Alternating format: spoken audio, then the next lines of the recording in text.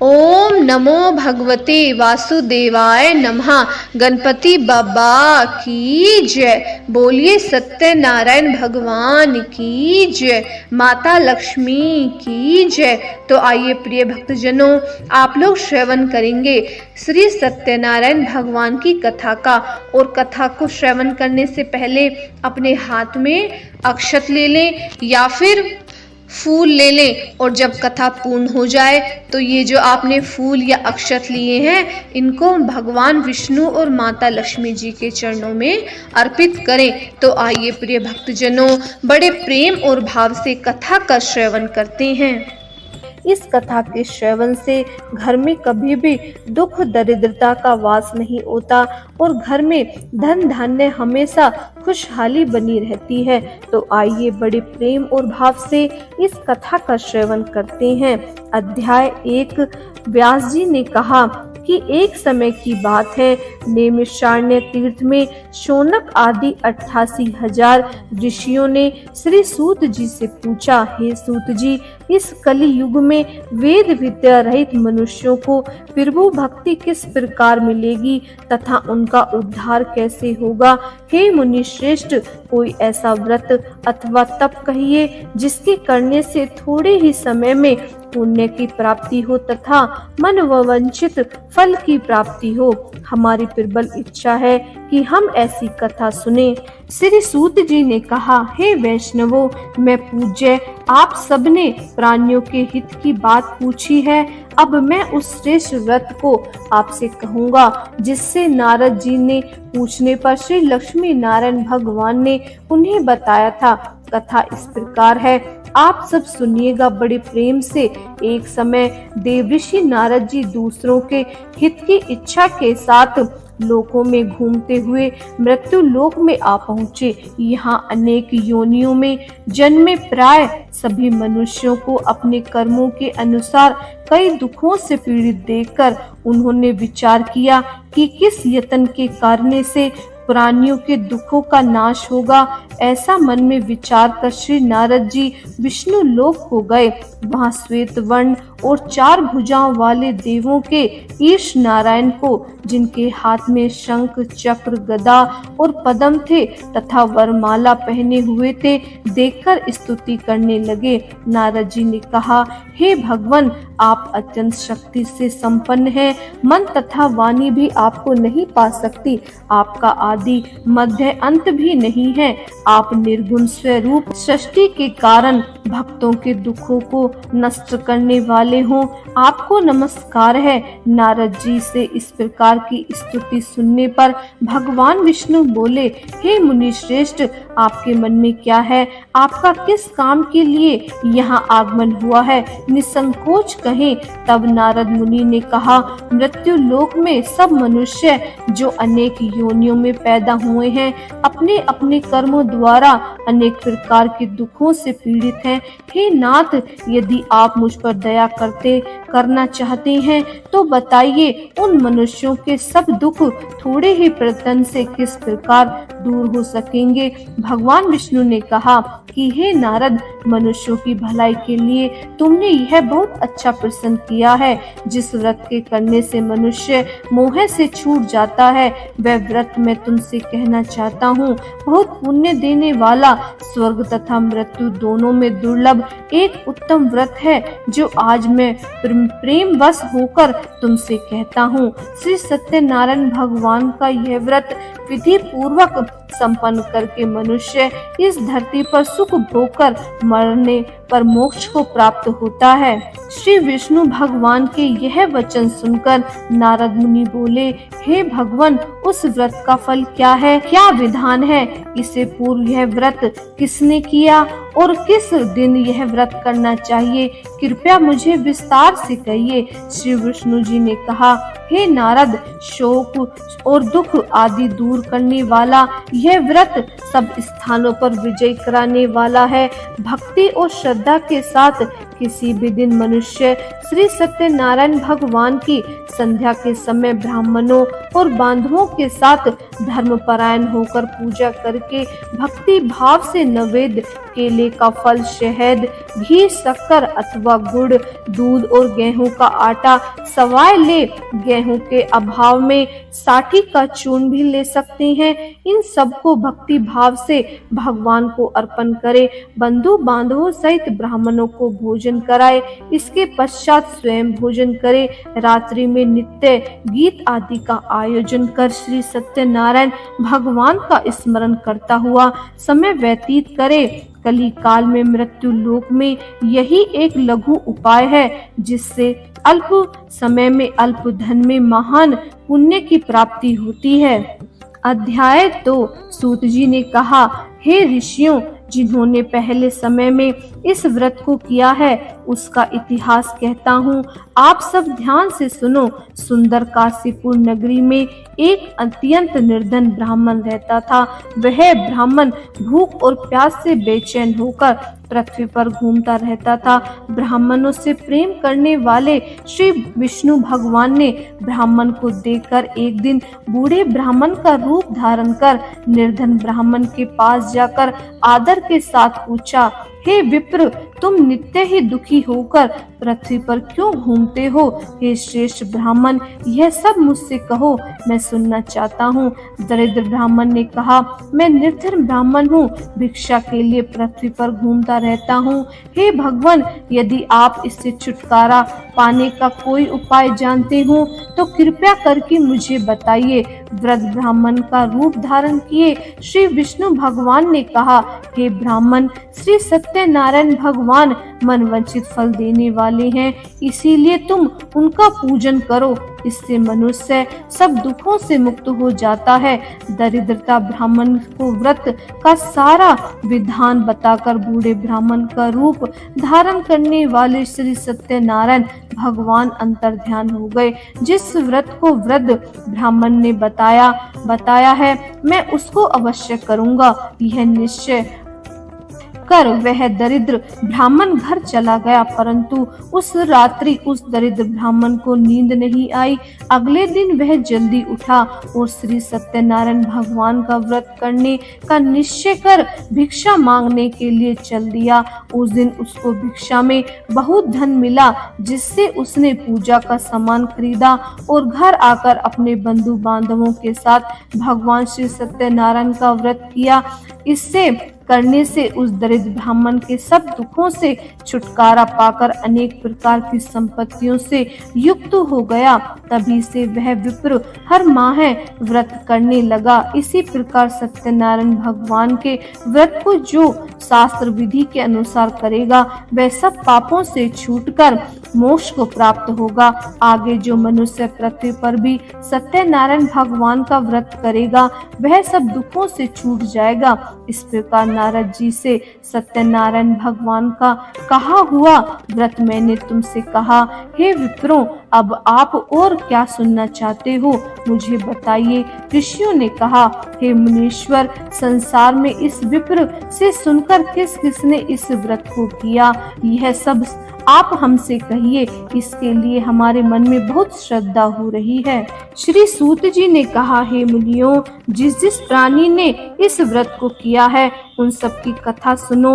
एक समय वह ब्राह्मण धन और ऐश्वर्य के अनुसार बंधु बांधवों के साथ अपने घर पर व्रत कर रहा था। उसी समय एक लकड़ी बेचने वाला बूढ़ा व्यक्ति वहां आया। उसने सर पर रखा लकड़ियों का गट्ठा बाहर रख दिया और विप्र के मकान में चला गया। प्यास से व्याकुल लकड़हारे ने विप्र को व्रत करते हुए देखा। वह भूख और प्यास से व्याकुल था। उसने उस विप्र को नमस्कार किया और पूछा, हे विप्र, आप यह किसका पूजन कर रहे हैं? इस व्रत से आपको क्या फल मिलता है? कृपया करके मुझे बताइए। ब्राह्मण ने कहा, सब कामनाओं को पूर्ण करने वाला यह श्री सत्यनारायण भगवान का व्रत है। इनकी ही कृपा से मेरे यहाँ धन धान्य आदि की की वृद्धि हुई है। वह लकड़हारा लकड़ियों का गट्ठा अपने सर पर रखकर जिस नगर में धनवान लोग रहते थे वहां गया। उस दिन उसे उन लकड़ियों के चौगुने दाम मिले। वह बूढ़ा लकड़हारा अति प्रसन्न होकर पके केले, शहद, दूध, दही और गेहूं का चूर्ण इत्यादि श्री सत्यनारायण भगवान के व्रत की सभी सामग्री लेकर अपने घर आ गया। फिर उसने अपने बंधु बांधवों को बुलाकर विधि विधान के साथ भगवान का पूजन और व्रत किया। उस व्रत के प्रभाव से वह बूढ़ा लकड़हारा धन पुत्र आदि से युक्त हुआ और संसार के समस्त सुख भोगकर वैकुंठ को चला गया। तीसरा अध्याय। श्री सूत जी ने कहा, हे श्रेष्ठ मुनियों, अब एक और कथा कहता हूँ। पूर्व काल में उल्का मुख नाम का एक बुद्धिमान राजा था। वह सत्य वक्ता और जितेंद्रिय था। प्रतिदिन देव स्थानों पर जाता था, गरीबों को धन देकर उनको कष्ट दूर करके उन्हें संतुष्ट किया करता था। उसकी पत्नी सुंदर और सती साध्वी थी। भद्रशिला नदी के तट पर उन दोनों ने श्री सत्यनारायण भगवान का व्रत किया। उस समय वहां साधु नामक एक वेश्या आया। उसके पास व्यापार के लिए बहुत सा धन था। राजा को व्रत करते देख उसने विनय के साथ पूछा कि हे राजन, भक्ति युक्त चित्त से यह आप क्या कर रहे हैं? मेरी सुनने की इच्छा है, कृपया करके आप मुझे भी बताइए। महाराज उल्का मुख ने कहा, हे साधु वेश्य, मैं अपने बंधु बांधवों के साथ पुत्र आदि की प्राप्ति के लिए महाशक्तिमान सत्यनारायण भगवान का व्रत पूजन कर रहा हूँ। राजा के वचन सुनकर साधु नामक वेश्या ने आदर से कहा कि हे राजन, मुझे भी इसका सब विधि विधान बताइए। मैं भी आपके कथा अनुसार इस व्रत को करूँगा। मेरे भी कोई संतान नहीं है। मुझे विश्वास है कि इससे निश्चय ही मेरे संतान होगी। राजा से सब विधान सुन व्यापार से निवृत्त हो वह वेश्या खुशी खुशी अपने घर आया। वेश्या ने अपनी पत्नी लीलावती से संतान देने वाले उस व्रत का समाचार सुनाया और प्रण किया कि जब हमारे यहाँ संतान होगी तब मैं इस व्रत को करूँगा। एक दिन उसकी पत्नी लीलावती सांसारिक धर्म में प्रवृत्त होकर गर्भवती हो गई। 10वें महीने में उसके एक सुंदर कन्या को जन्म दिया। कन्या का नाम कलावती रखा गया।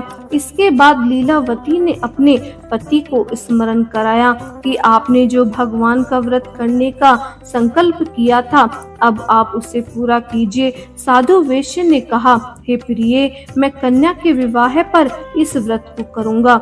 इस प्रकार अपनी पत्नी को आश्वासन दे वह व्यापार करने के लिए चला गया। काफी दिनों पश्चात वह लौटा तो उसने नगर में सखियों के साथ अपनी पुत्री को खेलते देखा। वेश्या ने तत्काल एक दूत को बुलाकर कहा कि उसकी पुत्री के लिए कोई सुयोग्य वर की तलाश करो। साधु नामक वेश्या की आज्ञा पाकर दूत कंचन नगर पहुंचा और उनकी लड़की के लिए एक सुयोग्य वानिक पुत्र ले आया। वानिक पुत्र को देखकर साधु नामक वेश्या ने अपनी बंधु बांधवों सहित प्रसन्नचित्त होकर अपनी पुत्री का विवाह उसके साथ कर दिया। वेश्या विवाह के साथ भी सत्यनारायण भगवान का व्रत करना भूल गया। इस पर श्री सत्यनारायण भगवान क्रोधित हो गए और उन्होंने वेश्या को श्राप दिया कि जा, तुझे दारुण दुख की प्राप्ति होगी। अपने कार्य में कुशल साधु नामक वेश्या अपने जमाता सहित नाव को लेकर व्यापार करने के लिए समुद्र के समीप स्थित रतनसारपुर नगर में गया। दोनों ससुर जमाई चंद्रकेतु राजा के नगर में व्यापार करने लगे। एक दिन भगवान सत्यनारायण की माया से प्रेरित एक चोर राजा का धन चुराकर भागा जा रहा था। राजा के दूतों को अपने पीछे आते देखकर चोर ने घबराकर राजा के धन को उसकी नाव में छुपा कर रख दिया जहां वे ससुर और जमाई ठहरे हुए थे। ऐसा करने के बाद वह वहां से भाग गया। जब दूतों ने उस साधु वेश्या के पास राजा के धन को रखा देखा तो ससुर जमाता दोनों को बांधकर ले गए और राजा के समीप जाकर बोले कि हम ये दो चोर पकड़ कर लाए हैं, कृपया बताइए कि इन्हें क्या सजा दी जाए। राजा ने बिना उन दोनों की बात सुने ही उन्हें कारागार में डालने की आज्ञा दे दी। इस प्रकार राजा की आज्ञा से उनको कठिन कारावास में डाल दिया गया तथा उनका धन भी छीन लिया गया। सत्यनारायण भगवान के श्राप के कारण साधु वेश्या की पत्नी लीलावती व उसकी पुत्री कलावती भी घर पर बहुत दुखी हुई। उनके घर में रखा हुआ सारा धन चोर चुरा कर ले गए। एक दिन शारीरिक व मानसिक पीड़ा तथा भूख और प्यास से अति दुखित हो भोजन की चिंता में कलावती एक ब्राह्मण के घर गई। उसने ब्राह्मण को श्री सत्यनारायण भगवान का व्रत करते हुए देखा। उसने कथा सुनी तथा प्रसाद ग्रहण किया और वहां पर बहुत रात हो गई। माता ने कलावती से पूछा कि हे पुत्री, तू अब तक कहाँ रही और तेरे मन में क्या है? कलावती बोली, हे माता, मैंने एक ब्राह्मण के घर श्री सत्यनारायण भगवान का व्रत होते देखा है। कलावती के वचन सुनकर लीलावती ने सत्यनारायण भगवान की पूजा की तैयारी की। उसने परिवार और बंधुओं सहित श्री सत्यनारायण भगवान का पूजन व व्रत किया और वर मांगा कि मेरे पति और दामाद शीघ्र ही घर वापस लौट आए। साथ ही भगवान से प्रार्थना की कि हम सबका अपराध क्षमा करो। श्री सत्यनारायण भगवान इस व्रत से संतुष्ट हो गए। उन्होंने राजा चंद्रकेतु को स्वप्न में दर्शन देकर कहा कि हे राजन, जिन दोनों वेश्यों को तुमने बंदी बना रखा है वे निर्दोष हैं, उन्हें प्रातः ही छोड़ दो, अन्यथा मैं तेरा धन, राज्य, पुत्र आदि सब नष्ट कर दूंगा। राजा से ऐसे वचन कहकर भगवान अंतर्ध्यान हो गए। प्रातःकाल राजा चंद्रकेतु के ने सभा में सबको अपना स्वप्न सुनाया और सैनिकों को आज्ञा दी कि दोनों वानी पुत्रों को कैद से मुक्त कर सभा में लाया जाए। दोनों ने आते ही राजा को प्रणाम किया। राजा ने उनसे कहा कि हे महाभावों, तुम्हें भावीवश ऐसा कठिन दुख प्राप्त हुआ है, अब तुम्हें कोई भय नहीं है, तुम मुक्त हो। ऐसा कहकर राजा ने उनको नए नए वस्त्र आभूषण पहनवाए तथा उनका जितना धन लिया था उससे दुगना लौटाकर आदर से उनको विदा किया। दोनों वेश्या अपने घर को चल दिए। चौथा अध्याय। श्री सूत जी ने आगे कहा, वेश्या और उसके जमाई ने मंगलाचर करके यात्रा आरंभ की और अपने नगर की ओर चल पड़े। उनकी थोड़ी दूर आगे बढ़ने पर दंडी वेशधारी श्री सत्यनारायण भगवान ने उनसे पूछा कि हे साधु, तेरी नाव में क्या है? अभिमानी वानिक हंसता हुआ बोला, हे दंडी, आप क्यों पूछ रहे हैं? क्या धन लेने की इच्छा है? मेरी नाव में तो बेल और पत्ते भरे हैं। वेश्या का कठोर वचन सुनकर दंडी वेशधारी श्री सत्यनारायण भगवान ने कहा, तुम्हारा वचन सत्य हो। ऐसा कहकर वे वहां से कुछ दूर जाकर समुद्र के किनारे बैठ गए। दंडी महाराज के जाने के पश्चात वेश्या ने नित्य क्रिया से निवृत्त होने के बाद जब नाव को ऊंची उठी देखकर अचंभा किया तथा नाव में बेल पत्ते आदि देखकर मूर्छित हो जमीन पर गिर पड़ा। मूर्छा खुलने पर अत्यंत शोक प्रकट करने लगा। तब उसके जमाता ने कहा कि आप शोक न करें, यह दंडी महाराज का श्राप है, अतः उनकी शरण में ही चलना चाहिए, तभी हमारी सभी मनोकामनाएं पूर्ण होगी। जमाता के वचन सुनकर वह साधु नामक वेश्या दंडी महाराज के पास पहुंचा और भक्ति भाव से प्रणाम करके तथा आदर पूर्वक कहने लगे, आपके सम्मुख मैंने जो कुछ कहा असत्य भाषण रूप अपराध किया है, आप मेरी उस अपराध को क्षमा करें। ऐसा कहकर बार बार प्रणाम करके वह महान शोक से व्याकुल हो गया। दंडी ने उसे रोता हुआ देखकर कहा, हे मूर्ख, रो मत, मेरी बात सुन। मेरी पूजा से उदासीन होकर के कारण तथा मेरी आज्ञा से ही तूने बारंबार दुख प्राप्त हुआ है। भगवान की ऐसी वाणी सुनकर वह उनकी स्तुति करने लगा। साधु ने कहा, हे प्रभु, ये आश्चर्य की बात है कि आपकी माया से मोहित होने पर के कारण ब्रह्मा आदि देवता भी आपके गुणों और रूपों को यथार्थ रूप से नहीं जान पाते। फिर तो मैं मूर्ख आपकी माया से मोहित होने के कारण कैसे जान सकता हूँ? साधु ने कहा, हे प्रभु, यह आश्चर्य की बात है कि आपकी माया से ही मोहित होने के कारण ब्रह्मा आदि देवता भी आपके गुणों और रूपों को यथार्थ रूप से नहीं जान पाते। फिर मैं मूर्ख आपकी माया से मोहित होने के कारण कैसे जान सकता हूँ आप प्रसन्न हो। मैं आपकी धन संपत्ति के अनुसार आपकी पूजा करूंगा। मैं आपकी शरण में आया हूँ। मेरा जो नौका में स्थित पूरा धन है उसकी तथा मेरी रक्षा करें। उस बनिया की भक्ति युक्त वाणी सुनकर भगवान जनार्दन संतुष्ट हो गए। भगवान हरि उसे अभिष्ट वर प्रदान करके वहीं अंतर्ध्यान हो गए। इसके बाद वह साधु अपनी नौका में चढ़ा और उसे धन धान्य से परिपूर्ण देकर भगवान सत्यदेव के कृपा से हमारा मनोरथ सफल हो गया, ऐसा कहकर स्वजनों के साथ उसने भगवान की विधिवत पूजा की। भगवान श्री सत्यनारायण की कृपा से वह आनंद से परिपूर्ण हो गया और नाव को प्रयत्न पूर्वक संभालकर अपने देश के लिए प्रस्थान किया। साधु बनियों ने अपने दामाद से कहा, वह देखो मेरी रतनपुरी नगरी दिखाई दे रही है। इसके बाद उसने अपने धन के रक्षक दूत को अपने आगमन का समाचार देते हुए कहा, अपनी नगरी में भेजा। उसके बाद उस दूत ने नगर में जाकर साधु की भार्या को देखकर हाथ जोड़कर प्रणाम किया तथा उसके लिए अभिष्ट बात कही। सेठ जी अपने दामाद तथा बंधु बांधवों के साथ आ रहे हैं और साथ में बहुत सारा धन लेकर आ रहे हैं।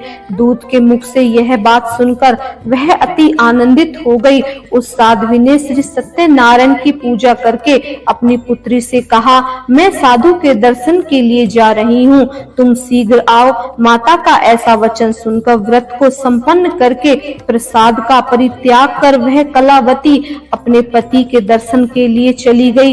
इससे भगवान सत्यनारायण रुष्ट हो गए और उन्होंने उसके पति को तथा नौ को धन के साथ हरण करके जल में डुबो दिया। इसके बाद कलावती कन्या अपने पति को न देखकर महान शोक से रुदन करती हुई पृथ्वी पर गिर पड़ी। नाव का आदर्श तथा कन्या को अत्यंत दुखी देखकर भयभीत मन से साधु बनिया ने सोचा, यह क्या आश्चर्य हो गया। नाव का संचालन करने वाले भी सभी चिंतित हो गए। तदंतर वह लीलावती की कन्या को देखकर विहीन हो गया और अत्यंत दुख से विलाप करती हुई अपनी पति से इस प्रकार बोली, अभी अभी नौका के साथ वह कैसे अलिक्षित हो गया। न जाने किस देवता की अपेक्षा से वह नौका हरण कर ली गई है अथवा श्री सत्यनारायण का महात्म्य कौन जान सकता है। ऐसा कहकर वह स्वजनों के साथ विलाप करने लगी और कलावती कन्या को गोद में लेकर रोने लगी। कलावती कन्या भी अपने पति को नष्ट हो जाने पर दुखी हो गई और पति को पादुका लेकर उनका अनुगमन करने लगी। उसने मन में निश्चय किया, कन्या ने इस प्रकार के आचरण को देखकर भार्या सहित वह धर्मज्ञ साधु बनिया अत्यंत शोक संतप्त हो गया और सोचने लगा, या तो भगवान सत्यनारायण ने यह अपहरण किया है अथवा हम अभी भगवान सत्यदेव की माया से मोहित हो गए हैं। अपने धन शक्ति के अनुसार मैं भगवान श्री सत्यनारायण की पूजा करूंगा। सभी को बुलाकर उस प्रकार कहकर उसने अपने मन में इच्छा प्रकट की और बारंबार भगवान सत्यदेव को दंडवत प्रणाम किया। इससे दोनों के परिपालक भगवान सत्यदेव प्रसन्न हो गए। भक्त वत्सल भगवान ने कृपा पूर्वक आकाशवाणी की, तुम्हारी कन्या प्रसाद छोड़कर अपने पति को देखने के लिए चली आई। निश्चय ही इसी कारण उसका पति अदृश्य हो गया है। यदि घर जाकर प्रसाद ग्रहण करके वह पुनः आएगी तो हे साधु बनिया तुम्हारी पुत्री पति को प्राप्त कर लेगी, इसमें संशय नहीं है। कन्या कलावती अभी आकाश मंडल में ऐसी वाणी सुनकर शीघ्र ही घर चली गई और प्रसाद ग्रहण कर लिया। पुनः आकर स्वजनों तथा अपने पति को देखकर तब कलावती कन्या ने अपने पति से कहा, अब तो घर चले, विलंब क्यों कर रहे हैं। कन्या की वह बात सुनकर वणिक पुत्र संतुष्ट हो गया और विधि विधान से भगवान सत्यनारायण का पूजन करके धन तथा बंधु बांधवों के साथ अपने घर गया। तदंतर पूर्णिमा तथा संक्रांति पर्वों पर भगवान सत्यनारायण का पूजन करते हुए इस लोक में सुख भोगकर अंत में वह सत्यपुर वैकुंठ लोक में चला गया। 5वां अध्याय प्रारंभ। श्री सूत जी ने आगे कहा, हे ऋषियों, मैं एक और भी कथा कहता हूँ, उसे भी सुनो। प्रजा पालन में लीन तुंगध्वज नाम का एक राजा था। उसने भगवान सत्यदेव का प्रसाद त्याग कर बहुत दुख पाया। एक समय राजा वन में वन्य पशुओं को मारकर बड़ के वृक्ष के नीचे आया। वहां उसने ग्वालों और भक्ति भाव से बंधु बांधवों सहित श्री सत्यनारायण भगवान का पूजन करते देखा, परंतु राजा बड़ा अभिमानी था और वह वहां आया और ना तो सत्यदेव भगवान को नमस्कार किया और ना ही उसने प्रसाद को ग्रहण किया। उसने वह प्रसाद त्याग दिया और अपने नगर को चला गया। नगर में पहुंचकर उसने देखा कि उसका सब कुछ नष्ट हो गया है। वह समझ गया कि यह सब भगवान सत्यदेव ने ही किया है। तब वह वहीं वापस आया और ग्वालों के समीप गया और विधि पूर्वक पूजन कर प्रसाद खाया तो सत्य भगवान की कृपा से सब कुछ पहले जैसा ही हो गया और दीर्घ काल तक सुख भोग कर मरने पर स्वर्ग लोक को चला गया। जो मनुष्य इस परम दुर्लभ व्रत को करेगा, श्री सत्यनारायण भगवान की कृपा से उसे धन धान्य की प्राप्ति होगी। निर्धन धनी को बंदी बंधन से मुक्ति होकर निर्भय हो जाता है। संतानहीन को संतान प्राप्त होती है तथा सब मनोरथ पूर्ण होकर अंत में वह वैकुंठ लोक को जाता है। जिसने पहले इस व्रत को किया, अब उनके दूसरे जन्म की कथा भी सुनिए। संतानंद नामक ब्राह्मण ने सुदामा के रूप में जन्म लेकर श्री कृष्ण की भक्ति कर मोक्ष प्राप्त किया। उल्कामुख नाम के महाराज राजा दशरथ बने और श्री रंगनाथ का पूजन कर वैकुंठ को प्राप्त हुए। साधु नाम के वैश्य ने धर्म आत्मा व सत्य प्रतिज्ञा राजा मोरध्वज बनकर अपनी देह को ओर से चीरकर दान करके मोक्ष को प्राप्त हुआ। महाराज तुंगध्वज स्वयंभू मनु हुए। उन्होंने बहुत से लोगों को भगवान की भक्ति में लीन कर मोक्ष प्राप्त किया। लक्कड़हारा भील अगले जन्म में गुह नामक निषाद राज, जिसने भगवान राम के चरणों की सेवा कर मोक्ष प्राप्त किया। ओम नमो भगवते वासुदेवाय नमः। कथा समाप्त। ये भक्तजनों, आइए आरती का श्रवण करते हैं। ओम जय लक्ष्मी रमना प्रभु जय लक्ष्मी रमना, सत्यनारायण स्वामी सत्यनारायण स्वामी जन पातक हरिना। ओम जय लक्ष्मी रमना रतन जड़ित सिंहासन अद्भुत छवि राजे, प्रभु अद्भुत छवि राजे। नारद करत निरंतर नारद करत निरंतर घंटा ध्वनि बाजे। ओम जय लक्ष्मी रमना प्रकट भय कली कारण, द्विज को दर्श दियो प्रभु द्विज को दर्श दियो। बूढ़ा ब्राह्मण बन के बूढ़ो ब्राह्मण बन के कंचन महल कियो। ओम जय लक्ष्मी रमना दुर्बल भील कराकल, जिन पर कृपा करी प्रभु जिन पर कृपा करी। चंद्रचूड़ एक राजा चंद्रचूड़ एक राजा, जिनकी विपत्ति हरी। ओम जय लक्ष्मी रमना वेश मनोरथ पायो, श्रद्धा तज दीनी प्रभु श्रद्धा तज दीनी। सो फल भोग्य प्रभु जी सो फल भोग्य प्रभु जी, तब स्तुति कीनी। ओम जय लक्ष्मी रमना भाव भक्ति के कारण, छिन छिन रूप धरियो श्रद्धा धारण कीनी श्रद्धा धारण कीनी। जन को काज सरियो। ओम जय लक्ष्मी रमना ग्वाल बाल संग राजा बन में भक्ति करी, प्रभुवन में भक्ति करी, मने वांछित फल पावत, मने वांछित फल पावत। दीन दयाल हरि ओम जय लक्ष्मी रमना, चढ़त प्रसाद सवायो कदली फल मेवा, प्रभु कदली फल मेवा। धूप दीप तुलसी से, धूप दीप तुलसी से, राज सत्य देवा ओम जय लक्ष्मी रमना। सत्य नारायण जी की आरती जो कोई गावे, प्रभु आरती जो कोई गावे। कहत शिवानंद स्वामी, कहत शिवानंद स्वामी, मन वांछित फल पावे ओम जय लक्ष्मी रमना।